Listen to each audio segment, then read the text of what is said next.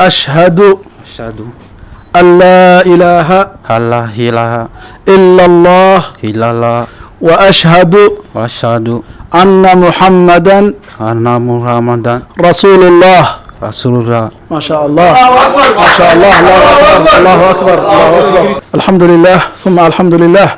إله ما عاد اسكاله سبحانه وتعالى ما أنت نقص قيب قليي ولا الكين صو مسلمي دين الإسلام كقصة بيري وهو حلو فرحه والنف كبد بعدي نارتي كبد بعدي.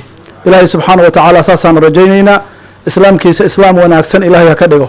إلهي سبحانه وتعالى وحوكي قرآنك قل للذين كفروا إن ينتهوا يغفر لهم ما قد سلف.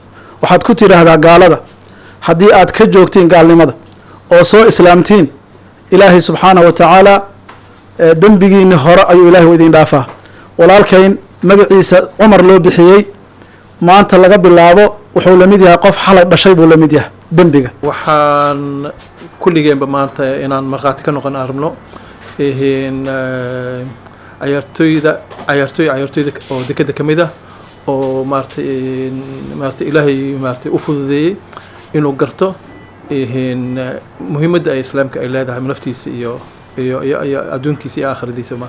I'm happy I have a Muslim brother also here now. I think it's better you say your mind. Joining Islam is not by maybe they force you or something. You join Islam with your mind.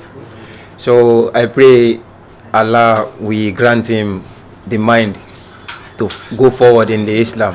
Alhamdulillah shukru. Waxaan Ilaahay ka baryaynaa asxaabta kaloo leeyahay inay ku soo doofayaan insha Allah hadii Ilaahay.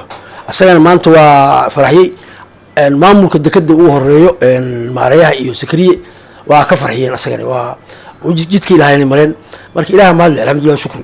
maanta alxamdulilah ilaaha mahad leh oo markhaati nooga dhigay in ciyaartooy Yura uu soo galo islaamka waa nicmo aan leeska helin oo Ilaahay ku maneystay walaalkeen innamal mu'minuuna ikhwa kusoo dhawow walaalnimada ehelka muslimiinta.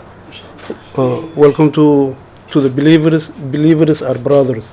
So alxamdulilah maanta oo ay taariikhdu tahay 10 Agoosto 2025 waxa Ilaahay fadligiis subhanahu wa ta'ala noo suurta gashay in aan diinta islaamka ku soo dhaweyno walaal cusub oo ku soo biiray walaalka oo kamid ah kooxda dekadaha ee kubadda cagta ee dekada ayaa maxaa la yiraahdaa u dhashay wadanka Ivory Coast ayaan maanta ku soo dhaweynay islaamka waxaan u rajeynaynaa insha Allah inuu ku sii sugnaado inuu asaguna dad kale ugu sii yeero diinta islaamka annagana haddaan nahay maamulka dekada iyo kooxdiisa ciyaaraha waxay noo tahay farxad iyo guul iyo khayr annagoo rajeynayna insha Allah inaan helno ballanqaadka islaamka nabiga sallallahu alayhi wasallam uu yiri inaad qof diinta ku soo hanuuniso ama aad ugu yeerto ayaa ka khayr badan in hala gedgaduudan lagu siiyo cali ku yiri nabiga sallallahu alayhi wasallam marka fadligaas annagoo rajeynayna ayaan maxaa la yiraahdaa ninka soo dhaweynay ninka ciyaartooyga cusub ciyaartooydii inay ku soo biiraan diinta islaamka ku soo biiraan waa maxaa la hidiida cusub. moobilkaaga ka daawo ciyaaro iyo filimaan adigoo adeegsanaya abka Daawo TV fadlan la xiriir lambarka WhatsApp-ka ee shaashada kaaga muuqda.